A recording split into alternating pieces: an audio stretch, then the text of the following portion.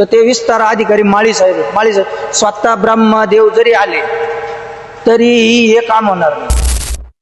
नमस्कार, मी किरण गमे. तुम्ही पाहत आहात निर्भीड न्यूज, चेंज न्यूज. राहता या ठिकाणी सुरू असलेले अमरण उपोषण या ठिकाणी आपण आलेलो आहोत. तर चला त्या ठिकाणी आपण जाऊयात.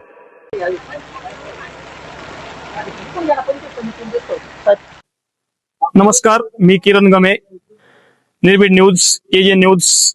राहता आज या ठिकाणी गेल्या 5 दिवसापासून राहता पंचायत समिती समोर जे आमरण उपोषण चालू आहे या ठिकाणी आपण आलेलो आहोत.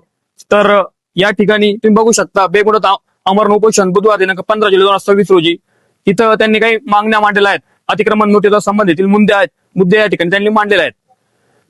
तर उपोषण करते त्यांच्याशी आपण संवाद साधू की नेमकी हा उपोषण कशा संदर्भात आहे आणि त्यांच्या मागण्या काय आहेत. तर एक जाणून घेऊया एकदा आपण. बोला दादा एका संदर्भात. आजचा उपोषणाचा 5वा दिवस आमचा. आम्ही ज्या काही मागण्या त्यांना दिल्या होत्या त्यांनी आतापर्यंत कुठलीही मागणी मान्य केलेली नाही. तुमच्या मागण्या काय त्या जनतेपर्यंत? आमची मागणी अशी आहे की आमचा जो दलित कुटुंबातला जो किशोर पटरे तो वंचित बहुजन आघाडीचं काम करतो. तर हे सरपंचांनी ग्रामपंचायत मध्ये त्याची नोंद लावायची होती. जे अतिक्रमण धारक आहे तो सध्या अतिक्रमण धारक असून त्याचं नाव नाही नोंदलं त्याचं. मग या संदर्भात तुमच्या काय मागणी आहे? या संदर्भात अशी का किशोरचं नाव तिथं ऍड करावा अतिक्रमण धारक मध्ये. दुसरी मागणी अशी आहे की जे आमचे जसे महाराष्ट्राला जसे तुकाराम मुंडे लागलेत तसे आम्हाला जे राजपूत भाऊसाहेब आहे ते आम्हाला ग्रामपंचायतला द्यावा. तिसरी मागणी अशी आहे का जो 8चा उतारा दिलेला आहे कर आकारणीचा तर तो आम्हाला 7/12 द्यावा.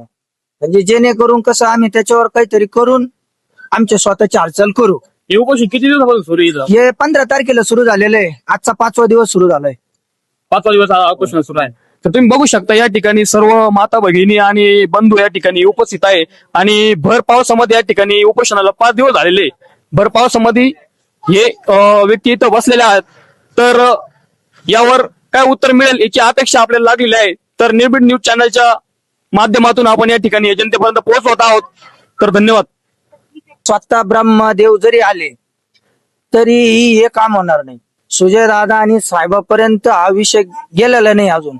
दादांनी जर हा विषय त्यांच्यापर्यंत गेला तर 100% यांना झापण्यात येईल. ते हे सुजय दादा आणि आमदार साहेबापेक्षा मोठे माणसं झालेले अधिकारी.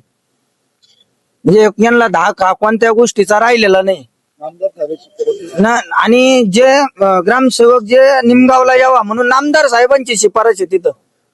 नामदार साहेबांची शिफारस असून सुद्धा तरी पण ते कार्य पूर्ण होत नाही. यांची मनमानी कारभार चाललेला आहे. सरपंचाचा, विस्तार अधिकारीचा आणि बीडीओचा हे यांच्या मनाने सगळे काम आणते.